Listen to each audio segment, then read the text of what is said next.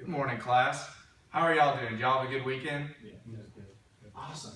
So today we are going to be supporting a claim with evidence in our writing, and to do it we will be using The Hobbit, the book that we're reading in class. And so, first off, did anyone show of hands if you think you understand what supporting a claim with evidence looks like?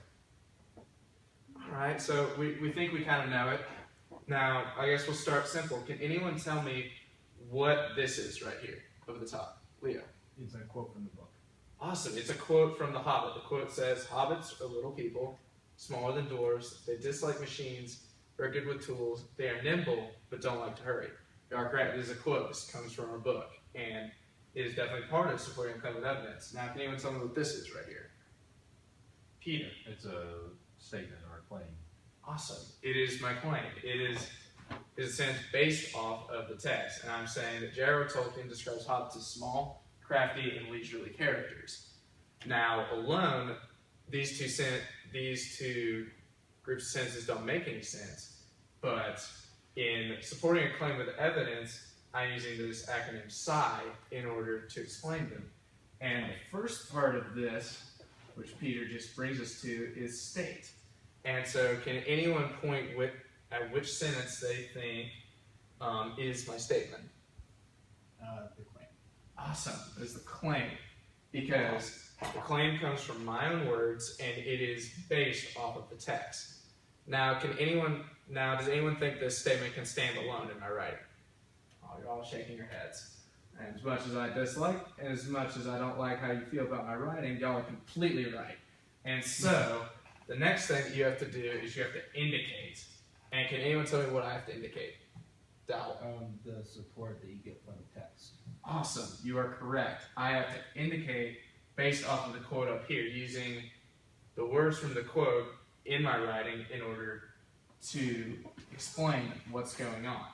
Now, does anyone think after that I'm just done?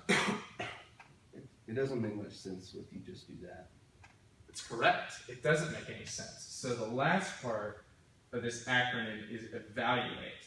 And so off of this, I would make a sentence that describes how the quote connects to what I wrote just here. And I would say, since Tolkien describes hobbits as little people that are good with tools and are nimble, he is using these traits to describe how most hobbits normally operate as small, crafty, and leisurely.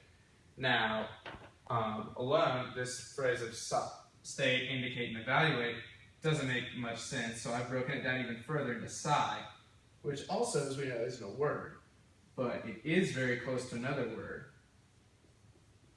say. So I've made up a short phrase for y'all, and I'd like you to follow after me. Psi what you need to say. Say what you need to say. Psi what you need to say. Say what you need to say. Awesome. So do y'all think you can remember it based off of that?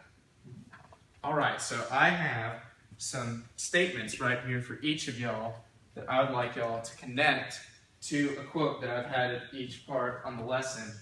And I'd like you to put them up on the table right here and then go back to your seats, and I'll call y'all to see if y'all got it right and if one of y'all can make an evaluative statement based off of this.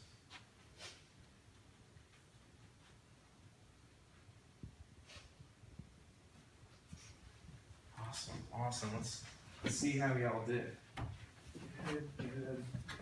Good. All right, perfect.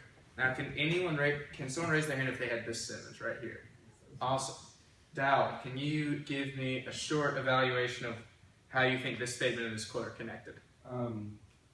Because Tolkien says that Gandalf sends hobbits off into mad trips into the blue, he regularly interrupts the hobbits' routines.